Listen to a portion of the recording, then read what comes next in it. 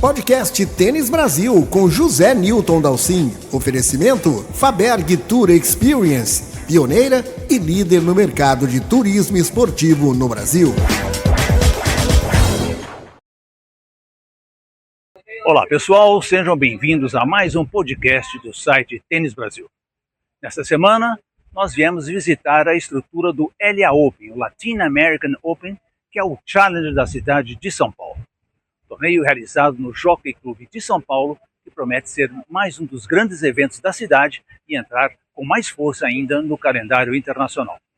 Vou mostrar para vocês a estrutura aqui do Jockey Club de São Paulo e bater um papo com os promotores para entender qual é a ideia de promover a competição a partir de agora.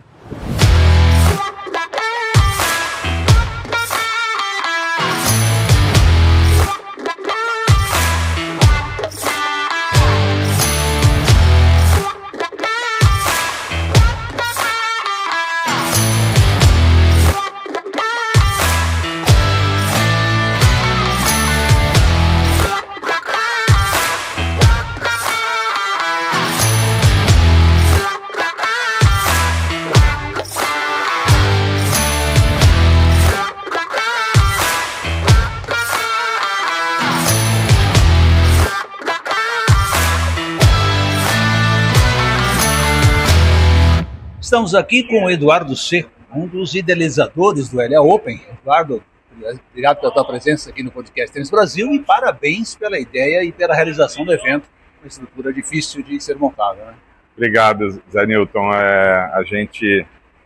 Obrigado por vocês estarem aqui conosco, prestigiando o nosso evento. Realmente, né, é um desafio, é um projeto que já nasceu há alguns anos para a gente tirar ele do papel, né? E assim, ele está nascendo num excelente momento do tênis. O tênis hoje, graças a obviamente, fenômeno João Fonseca, Guto Miguel que está vindo, o Brasil está inserido nisso, mas ele mundialmente está muito aquecido.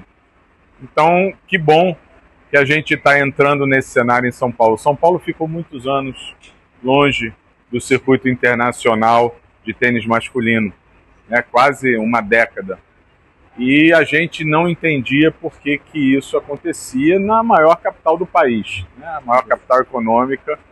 E aí a gente resolveu tirar essa ideia do papel, uma ideia que já havia há alguns anos, e a gente realmente foi ousado em... eu uso às vezes ousado, às vezes eu uso... tivemos uma visão mais adiante do que o tênis pode se tornar em São Paulo.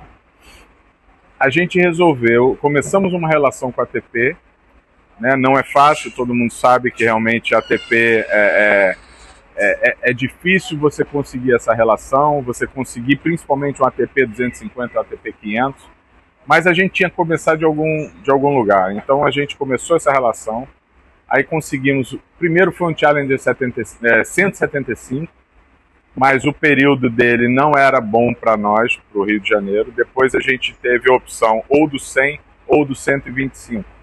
A gente optou pelo 100 pela janela que nos foi oferecida. A nossa janela é uma janela fantástica, porque é o final da gira da quadra dura, quadra rápida, para o início da temporada da Europa. Então, nós fazemos o saibro porque todos os jogadores que saem, que não passam pelo Miami Open, têm a opção de vir para a América do Sul e já começar a gira da quadra de saibro. Então, a gente optou por isso. Só que a gente não abriu mão de fazer uma estrutura do tamanho de São Paulo, que é uma estrutura quase de um ATP 500. Né? Mas por quê? Porque São Paulo merece, São Paulo tem esse público, nós temos o maior número de quadras em São Paulo, o maior número de jogadores, e a gente precisava realmente fazer um projeto que fosse visto de uma forma diferenciada, né? Porque normalmente os challengers acontecem em clubes. Sim. E aqui não, aqui no Jockey nós montamos as 5 quadras, nós estamos aqui desde o dia 5 de janeiro, nós montamos as 5 quadras, montamos a arena para mais de 6 mil pessoas. Montamos uma estrutura dos atletas que nunca foi vista num Challenge, ou seja, a gente está tendo um retorno dos atletas muito importante por conta da acomodação que a gente está dando para eles, do transporte que eles têm para vir até o evento e a estrutura interna aqui, com academia de ponta, a sala dos atletas, uma sala totalmente bem decorada, espaçosa, vestiários, restaurante. Então, por que a gente está fazendo isso? Porque a gente está plantando e visando o futuro. O futuro, a ATP está com muitas mudanças agora nos próximos 2 anos, mas, obviamente, já sabem da nossa intenção em escalar esse ranqueamento. Por isso que a gente está trazendo para São Paulo esse tamanho de evento, com essa estrutura, para que a gente possa estar preparado para que em algum momento a gente consiga escalar. Como é que vocês viram a receptividade de patrocinadores, de apoio? Eu estou vendo que vocês têm muitas marcas importantes, boas. Como é que foi essa... Uma ótima pergunta. Isso para nós foi uma grata surpresa, porque há mais de 25 anos no mercado de eventos, a primeira edição, ela é bem desafiadora, principalmente por patrocínio. Por quê? Às vezes você apresenta um projeto, por mais que você tenha credibilidade, e graças a Deus é o nosso caso, no setor de eventos, por mais que você tenha essa credibilidade, é muito difícil você passar para o seu patrocinador se realmente o que está ali naquele projeto vai ser entregue. E graças a Deus, eu acho que eu posso dizer que nós estamos entregando até muito mais que estava nesse papel. E a grata surpresa foi grandes marcas, muitas já experientes no tênis, que é o caso da Claro e da Stella. A Stella em Miami, fora do país, já muito forte. E a Claro há mais de 12 anos no Rio Open.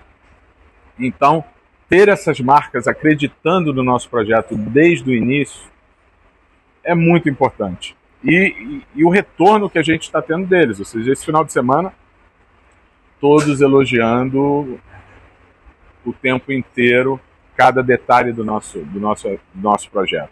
A arena, a estrutura que nós fizemos de convivência, de relacionamento na área VIP, no lounge VIP. Então, Iguatemi, Track and Field acreditou, montou aqui uma loja maravilhosa no nosso Boulevard. Então, isso assim, nos estimula, cada vez mais a pensar, a ter certeza que o projeto é um projeto vencedor. E as marcas que ainda não entraram já estão dizendo que no ano que vem estarão conosco. A gente percebe muito bem que houve uma preocupação muito grande com o espaço, Eduardo? O evento todo está num espaço muito tranquilo de circulação, aquela área central é muito grande ali entre as quadras e o estádio, então há uma comodidade para se locomover no evento. Acho bem legal isso. Exatamente, a gente quis o conforto do público, a gente quer chamar o público para prestigiar o nosso evento, porque eu tenho certeza que eles vão encontrar uma estrutura que nunca foi vista em São Paulo. Mesmo quando São Paulo tinha, há 10 anos atrás, o Brasil Open, nunca foi numa estrutura dessa. Então a gente quer convidar o público para realmente prestigiar o evento. Venham com a sua família. A gente tem 9 restaurantes aqui renomados, e assim, é um evento para que eles possam passar o dia e ainda ver excelentes jogos de tênis. Eduardo, muito obrigado, parabéns pela iniciativa de vocês. Obrigado, vamos Zé. nos ver muito aqui em São Paulo, se Deus quiser. Com certeza, muito obrigado, Danilton. Obrigado por ter nos convidado a fazer parte do seu programa e que você possa estar conosco aí todas as próximas edições. Então, sim.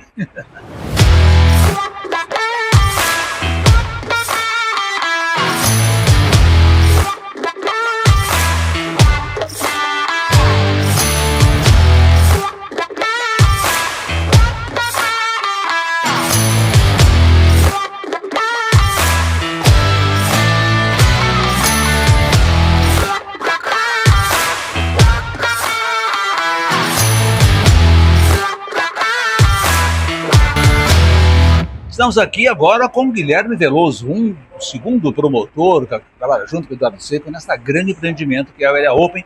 Guilherme, muito obrigado pela tua presença aqui no podcast do Tênis Brasil. Comentar um pouco com o pessoal o fato de vocês estarem iniciando um trabalho no tênis, né, uma grande experiência em outras áreas, mas uma experiência inédita no tênis. Como é que vocês sentiram essa pedrada que é trabalhar com o mundo do tênis? O mundo do tênis, na verdade eu sou muito ligado no esporte, sempre fui, sou ex-triatleta, competi muito, o esporte sempre foi muito presente na minha vida. E eu trouxe uma vontade, né, que eu sou empresário, sou empreendedor, e quis fazer essa união de uma paixão minha, que é o esporte, e o empreendedorismo, fazer alguma coisa no esporte. Fiquei maturando essa ideia há muito tempo e percebi que havia uma lacuna muito grande, uma oportunidade muito grande de trazer um esporte, um tênis especificamente, para o mercado de São Paulo, que estava super carente desse produto. Mais de 10 anos que São Paulo não tinha um torneio, há quase 10 anos, na verdade, um torneio internacional masculino oficial da ATP de tênis. Comecei a fazer o desenvolvimento desse projeto.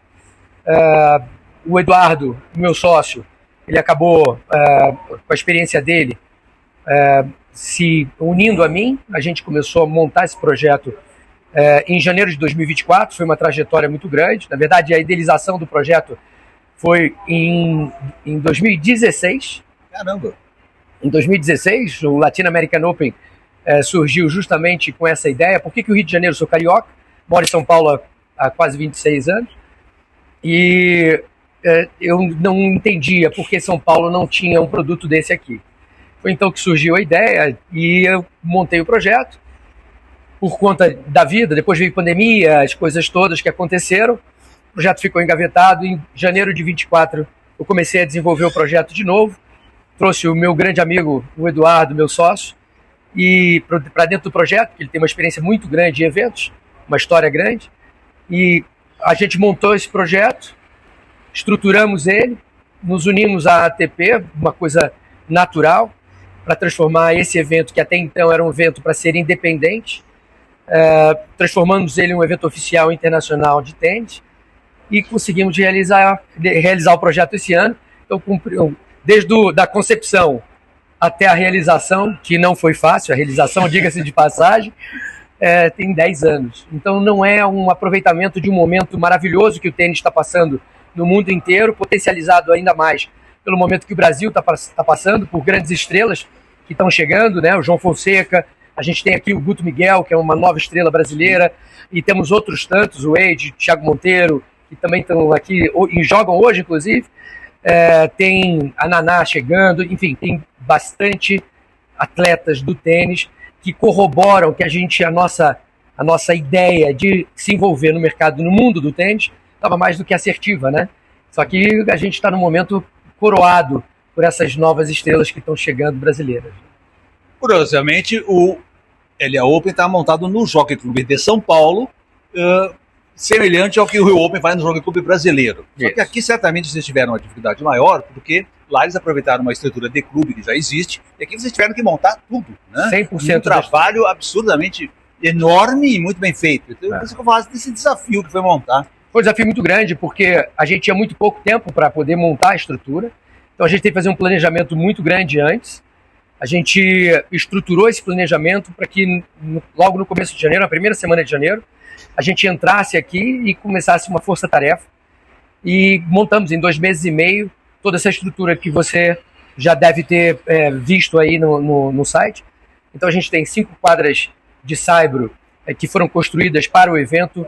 Toda a estrutura, na verdade, foi construída para o evento. Uma arena para 6 mil pessoas, um lounge dos atletas, uma estrutura para os atletas que jamais foi vista aqui em São Paulo. Uma arena de 6 mil lugares, também nunca teve aqui em São Paulo um espaço dedicado ao tênis com essa estrutura toda. 9 restaurantes, lojas com ativação, os patrocínios que acreditaram na gente, que vieram junto conosco, entenderam essa proposta, e a gente foi muito feliz, porque todos os nossos apoiadores e patrocinadores, eles entraram realmente dentro do projeto, acreditaram no projeto e nos ajudaram muito a chegar até esse momento de entrega que a gente fez. Foi muito bom a gente ter a participação deles, a credibilidade que eles têm, marcas consolidadas no mercado e que acreditaram nesse projeto. Então, a gente está falando de Track and Field, Grupo Iguatemi, a própria Claro, a Grupo Trousseau. A gente tem grandes marcas sólidas no mercado nacional e que fizeram com que a gente tivesse essa solidez que agregou junto à nossa marca uma credibilidade no mercado. Então, aos olhos do público, aos olhos dos próprios atletas, de outros patrocinadores que vieram com a gente aqui, que estão junto com a gente, do Dunlop, por exemplo, a bola oficial do Australian Open, do Miami Open, e está aqui no nosso evento. Nosso evento não é exatamente um challenge, a gente está muito mais próximo de um torneio de maior porte, de um ATP 500. Hoje já nascemos sendo o segundo maior evento de tênis no Brasil. Então, essa conjuntura da grandiosidade do empreendimento, mais as parcerias que a gente conseguiu estruturar, né, trazendo para a marca La Open, o Latin American Open, a gente consegue passar para o mercado que a gente chegou para ser um evento anual, está no calendário anual da ATP, no calendário anual da cidade, estruturando cada vez mais, incentivando cada vez mais o esporte, não só na cidade, mas no Brasil como um todo.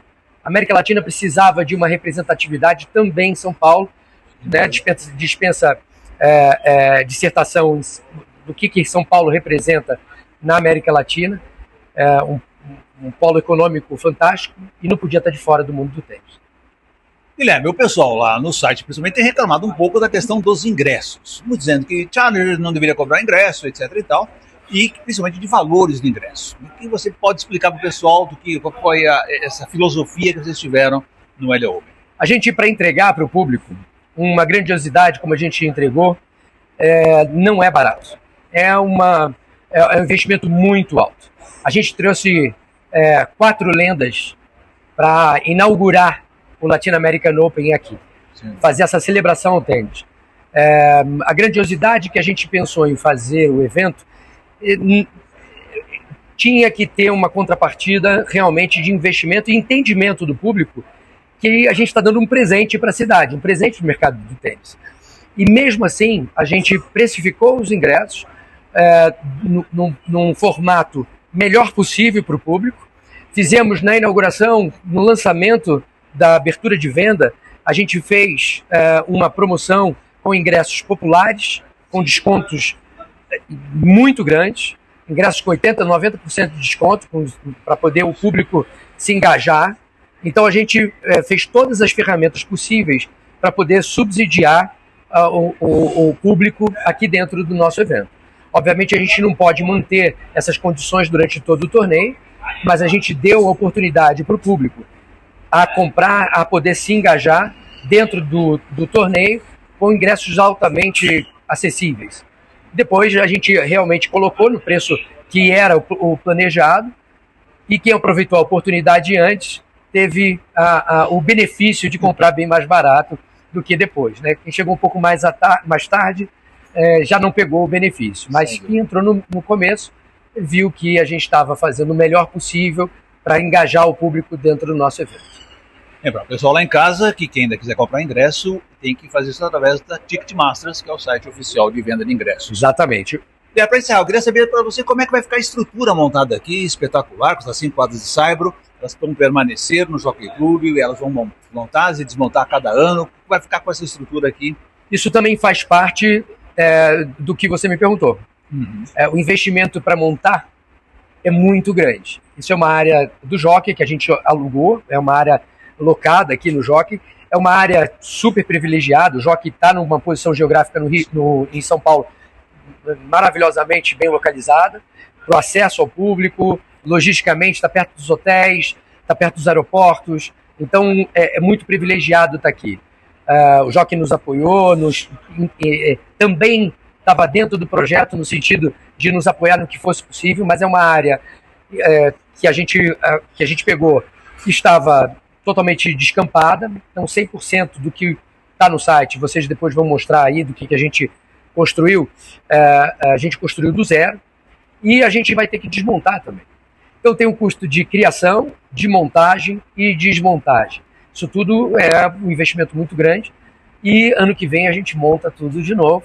Como eu te falei, o evento é um evento anual, um evento recorrente no calendário da cidade. O público passou a entender que o Latin American Open vai acontecer todo ano aqui e a gente pede que o público cada vez mais venha prestigiar o evento, que a gente precisa de vocês aqui para que prestigie o tênis, o esporte e também a cidade de São Paulo, que a cidade precisa de um evento desse.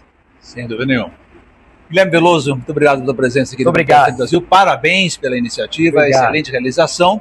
Vamos contar sempre com vocês aqui montando esse grande torneio para nós paulistanos. Obrigado, conta com a presença de todos. Muito obrigado por vocês estarem aqui prestigiando o evento, divulgando o evento para o público, fazendo com que cada um de vocês aproveitem a oportunidade, venham aqui, prestigiem o esporte brasileiro, o tênis. Isso aqui é uma celebração, é um presente para a cidade de São Paulo e eu quero todo mundo aqui dentro, da maneira que puder, os dias que puder. A gente vai até o dia 29/3, com jogos maravilhosos. A gente tem os atletas brasileiros e internacionais aqui dentro, uma oportunidade única para ver todos aqui no quintal de casa, jogando um bom tênis, um bom campeonato. O LA Open já começou com uma partida muito curiosa. Os irmãos gêmeos Vitor Braga e Breno Braga se enfrentaram pela última rodada do qualificatório, valendo vaga inédita para os dois na chave principal. E o jornalista Felipe Briante bateu um papo com os dois irmãos. Bom, nós estamos aqui falando diretamente do LA Open, primeiro torneio Challenger aqui em São Paulo, depois de muito tempo. E nós estamos aqui com os dois irmãos gêmeos que se enfrentaram hoje na última rodada do quali, o Vitor e o Breno Braga. E eu queria saber de vocês como que foi esse jogo, né? Pô, eu imagino que quando eu falo com as pessoas que jogam há muito tempo, elas se conhecem muito bem. No caso de vocês devem se conhecer melhor ainda, né? Sim. É muito difícil jogar com ele, que é o que eu falei, os golpes são parecidos, a gente joga muito igual, dá pra saber aonde que ele que tá pensando em jogar, eu já sei, então é muito difícil jogar. A gente joga junto desde os 10 anos, toda semana, antes a gente jogava muito, então é muito difícil, mas chegou um tempo que tem que separar, né? Tem que separar, que é irmão com irmão, mas é jogo igual, é profissional ainda mais, tem que separar, que senão se ficou falando, não, eu não vou jogar assim, que é meu irmão, aí você só vai embora. Então tem que nivelar bastante, claro que é muito duro, mas tem que nivelar isso porque é a vida, né? Quem escolheu vai ter mais jogos entre a gente e é isso. E você, Vitor, que você saiu atrás e conseguiu buscar a virada e vai jogar pela primeira vez um Challenger. Como que foi essa experiência? Você falou que quase não entrou e agora tá na chave principal, né? Nossa, é muito duro, é um sentimento muito bom, assim, de conseguir furar esse quali. São anos treinando, batalhando, trabalhando muito duro. Às vezes pensa, será que as coisas estão dando certo, será que as coisas vão dar certo? E sempre na hora certa as coisas vêm. E falando do jogo, sempre muito difícil. Eu falo, é fácil, mas é muito difícil. É fácil porque a gente sabe onde que a maioria das bolas vai, mas é muito difícil jogar contra porque ele também sabe onde a sua bola vai, sabe?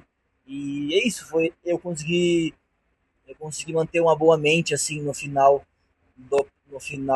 do primeiro set, isso, né? E com tudo para amanhã, e é isso, vamos pra cima. Legal. E eu queria que vocês pudessem contar um pouquinho mais da história de vocês. Vocês falaram que são aqui de São Paulo, dá para ver aqui que vocês treinam lá em São Carlos. Como é que vocês começaram no tênis e quais são suas inspirações? Quem que vocês admiram e como que é a relação de vocês, tanto entre os irmãos como com o tênis como em geral? Não, então, sim, a gente joga tênis desde os 5 anos com meu pai, aqui em São Paulo, e a gente fazia tudo. A gente fazia tênis, futebol, basquete, fazia tudo desde novo. Aí, a partir de um tempo lá, para os nossos 12 anos, a gente falou, não, é um ou outro para tentar seguir mesma vera, sabe? Aí, escolhemos tênis, a gente ficou em dúvida do campo, no futebol, mas a gente era muito ruim, então a gente já descartou facilmente. Aí foi pro tênis, aí a gente jogou no tênis. O começo era com meu pai, só a gente, aí depois em clubes, tudo. Aí lá quando a gente tinha uns 15 anos, a gente foi lá para São Carlos, conhecemos o Nicolas, aí ficamos com ele até hoje, sabe? E para você, como é que também foi essa questão? E que se vocês têm algum espelho, né? Jogadores que vocês olham e que almejam, se inspiram chegar nesse... Então, hoje em dia, quando a gente era menor, eu sempre gostei muito do Nadal, do Federer, mas hoje eu sempre falo, eu tenho ídolos mais próximos de mim, sabe? O meu treinador, o Nicolas Santos, ele é um ídolo para mim por toda a história dele de trabalho, de treino, de tudo, sabe? Do jeito que ele leva a vida, do jeito que ele leva o trabalho duro. Eu sempre falo que ele é uma das minhas maiores inspirações do tênis e da vida, sabe? E também tem vários que não posso nem falar. Luiz Brito também, que é um cara que eu sou muito, muito, muito fã. Sempre me inspiro muito nele. Gosto também muito do Fernando Ligênio Fino.